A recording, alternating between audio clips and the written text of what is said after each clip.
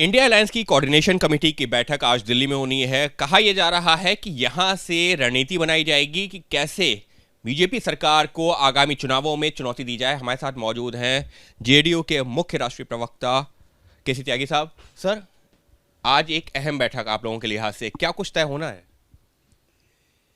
जो कमेटियां बनाई गई हैं आगामी चुनाव को ध्यान में रख कर के, उसकी एक महत्वपूर्ण कमेटी की पहली बैठक आज शरद पवार जी का आवास पर होगी, जिसमें 2024 के चुनाव की रणनीति तय होगी, जिसमें नेताओं के और पॉलिटिकल पार्टी के संयुक्त कार्यक्रम तय होंगे और अन्य विषयों पर भी विस्तार से चर्चा की जाएगी। और जो भारतीय जनता पार्टी ने सवाल उठाए हैं, उन सवालों पर जो हम लोगों की कमेटी ने रिपोर्ट दी है, उनका मुकाबला करने के लिए, इनको कम्बैट करने के लिए भी आचार संहिताएं हम लोग जारी करेंगे। लेकिन सर, यहाँ पर जो है बीजेपी के नेताओं का आपने जिक्र किया है, तो बीजेपी के नेताओं की तरफ से तो ये भी कहा जा रहा है कि चेहरा तय हो नहीं पा रहा है। कहीं अखिलेश यादव का नाम जो सामने आ जाता है उनकी पार्टी की तरफ से, कहीं ममता बनर्जी का आ जाता है, कहीं अरविंद केजरीवाल का आ जाता है, तो कहीं जो है किसी और राजनेता का। तो जब चेहरा तय हो नहीं पा रहा है, ये बैठ के करेंगी क्या आज? पटना की बैठक में, फिर बंगलुरु की बैठक में, फिर मुंबई की बैठक में और आज फिर दिल्ली की बैठक में इंडिया ग्रुप का मानना है कि इस गठबंधन का कोई नेता नहीं होगा। लेकिन चुनाव जिस दिन संपन्न होगा उस दिन तक भारतीय जनता पार्टी की तरफ से ये सवाल पूछा जाता रहेगा और हम यही जवाब देते रहेंगे कि देश की 140 करोड़ जनता हमारा चेहरा है। आप लोग कह रहे हैं कि चेहरा जो है अभी वो जनता जब एक बार चुनाव आ जाएगा, नतीजा आ जाएंगे, उसके बाद में सामने आ जाएगा। लेकिन जो आपके सहयोगी दल हैं इस गठबंधन के, वो तो अपना अपना जो चेहरा बता रहे हैं कि हमारे नेता को प्रधानमंत्री बनना चाहिए।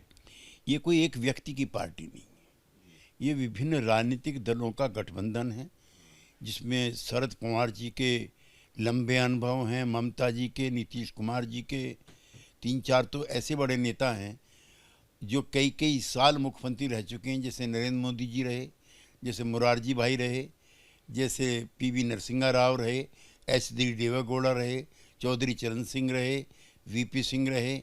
तो मुख्यमंत्री भी प्रधानमंत्री बनते रहे और सफलतापूर्वक अपने फर्ज का निर्वाह करते रहे हैं। और अगर किसी पार्टी के नेता किसी पार्टी कार्यकर्ता अपने नेता के लिए आदरपूर्वक शब्दों का चयन करते हैं, तो इसमें किसी को क्यों दिक्कत होनी चाहिए? किसी को दिक्कत नहीं होनी चाहिए। इस सबके बीच में सर एक खबर सामने आ रही है कि समाजवादी पार्टी में जो आजम खान जो कद्दावर नेता जिनके रहे हैं, उनके करीबी चौधरी मुनव्वर सलीम के घर पे छापेमारी चल रही है। पुलिस और जो है इन्वेस्टिगेटिंग एजेंसीज पहुंची हैं, काफ़ी देर से जो छापेमारी चल रही है, इसको कैसे देखते हैं? नहीं, ये बहुत ही दुर्भाग्यपूर्ण घटना है और इस सीमा तक सरकारी एजेंसियों को नहीं जाना चाहिए। मैं पिछले 50 वर्षों से उन्हें जानता हूँ, वो समाजवादी आंदोलन में रहे हैं, उनका जीवन पाक साक रहा है और अगर वो भी बेईमान हैं तो फिर ईमानदार आदमी राजनीति में ढूंढने पड़ेंगे। तो आपको क्या वजह लग रही है कि कहा जा रहा है आजम खान के काफ़ी करीबी रहे हैं, आजम खान ने ही मुलायम सिंह से बोल करके उनको सांसद बनवाया था, राज्यसभा सांसद? वो हमारे साथ समाजवादी पार्टी में थे, चरण सिंह जी के लोकदल में थे, वो जनता पार्टी में थे, वो फिर जनता दल में थे और वो फिर समाजवादी पार्टी में गए थे। उनका लंबा राजनीतिक जीवन और सफ़र रहा। मेरे साथ भी राज्यसभा में गए, सादगी भरा उनका जीवन था और किसी के पॉलिटिकली करीब होना उनकी ईमानदारी और बेईमानी का सर्टिफिकेट नहीं बनता। मैं इसकी भर्त्सना करता हूँ। आप भर्त्सना करते हैं।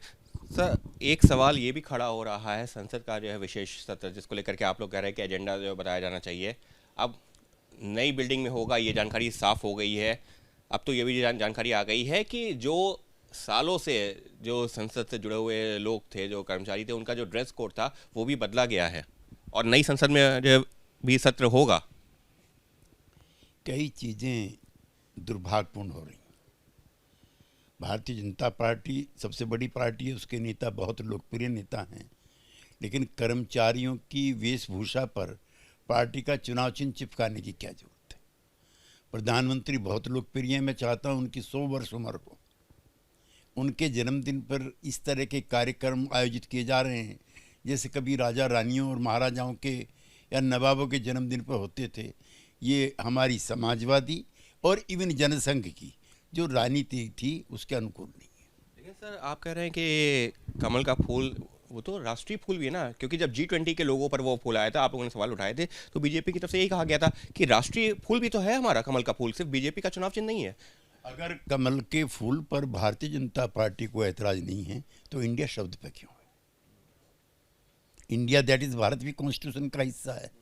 आप इंडिया पे ऐतराज करेंगे, कमल के फूल को जो है, जो आपकी पार्टी का चुनाव चिन्ह है, उसको महिमा मंडित करेंगे, तो दो कॉन्ट्राडिक्टरी बातें एक साथ नहीं हो सकती। तो केसी त्यागी साहब जो तमाम मुद्दों पर अपना पक्ष रखते हुए और यही बता रहे हैं कि जो ये सारे फैसले लिए जा रहे हैं, ये इंडिया गठबंधन ये जो किया गया है उससे घबराहट है और उसी के चलते इस तरीके के लिए जा रहे हैं सरकार की तरफ से तमाम फैसले। सहयोगी कैमरा पर्सन मनीष उनियाल के साथ अंकित गुप्ता, एबीपी न्यूज़, दिल्ली।